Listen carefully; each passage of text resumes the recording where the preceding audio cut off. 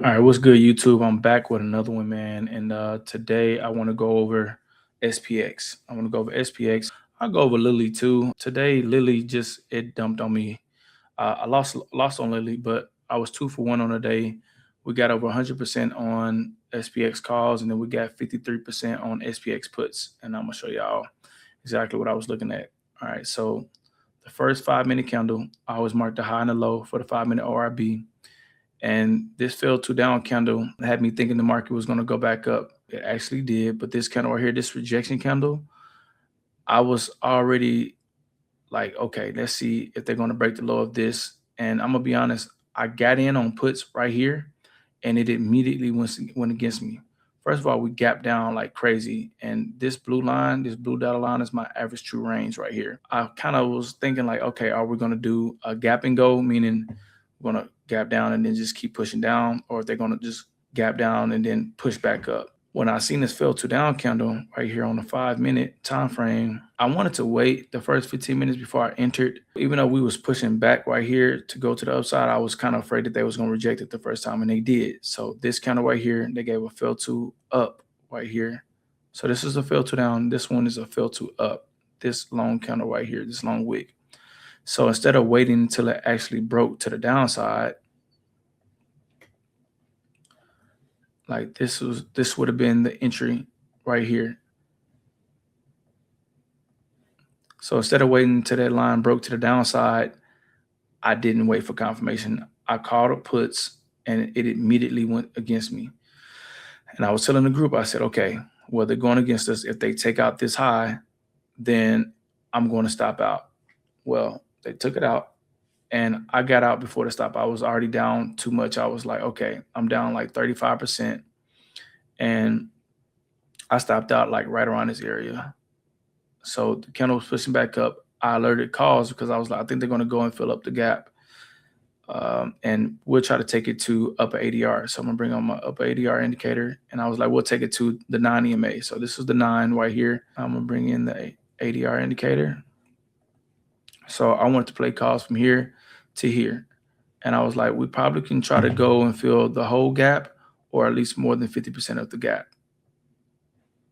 So as you can see, we gapped all the way down here, and it was pretty nice gap. We got as high as here. We did not. I mean, it literally rejected every single time. Like once they lost 7,500, it became resistance. So they was holding 7,500 for the longest, and then it became resistance, like a brick wall. Boom, boom. They would not break it. They just would not break it. When I was in the group earlier this morning calling this out, we were up 100% on this move right here.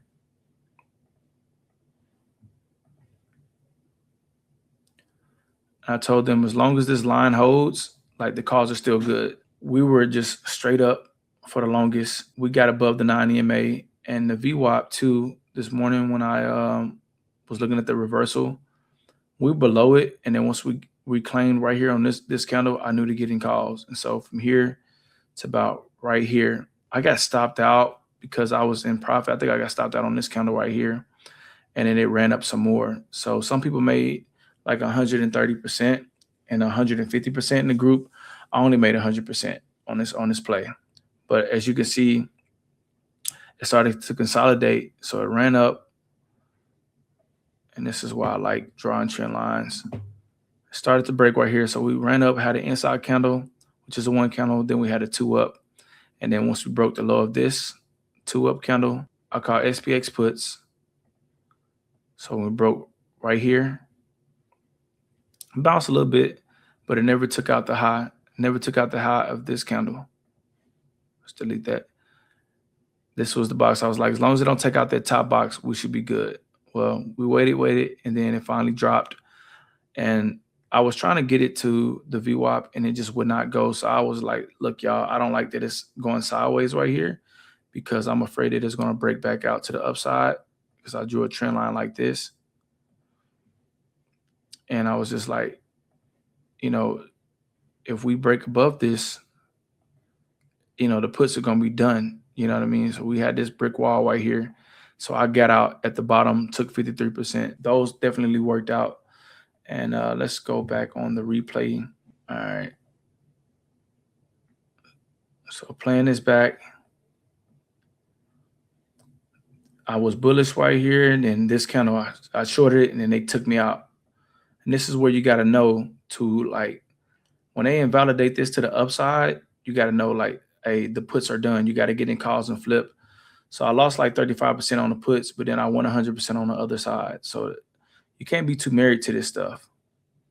I drew a trend line broke. I got in for puts, came down, bring in a VWAP. I was trying to get to that VWAP.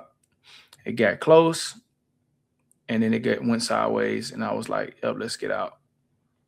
Because I was looking for that break to the upside to go. And as you can see, they end up breaking to the upside.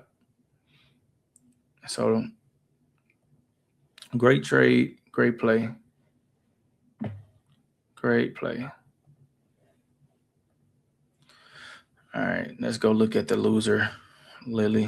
All right, let's take a look at Lilly. What happened to us today in Lilly? All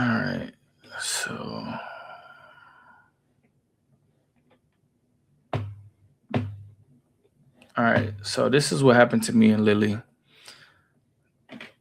This candle was the reason why I was so bullish on Lilly.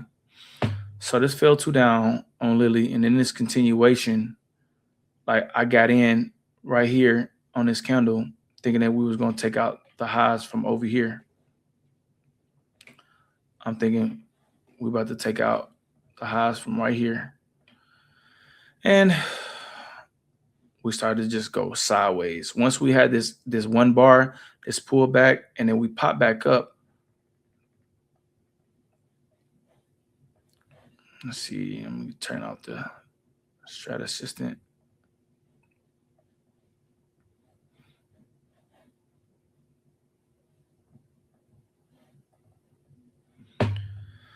Yeah, so this candle right here was such a great candle.